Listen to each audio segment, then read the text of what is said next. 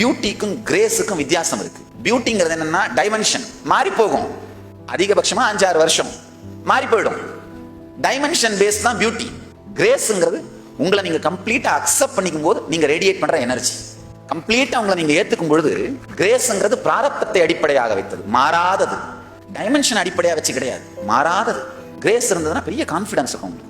உங்களுடைய நடை உடை பாவனை அத்தனையும் ரேடியேட் பண்ணுது, கான்ஃபிடன்ஸ் ரேடியேட் பண்ணும். ஆனா இந்த பியூட்டி கான்செப்ட் இருக்கு பாருங்க, 1000 பேர் உங்களை பியூட்டிஃபுல்னு அக்செப்ட் பண்ணிட்டா கூட இன்னொரு 100 பேர் அக்செப்ட் பண்ணிக்காம இருக்கானேன்ற கவலையே தான் வாழ்ந்துட்டு இருப்பீங்க.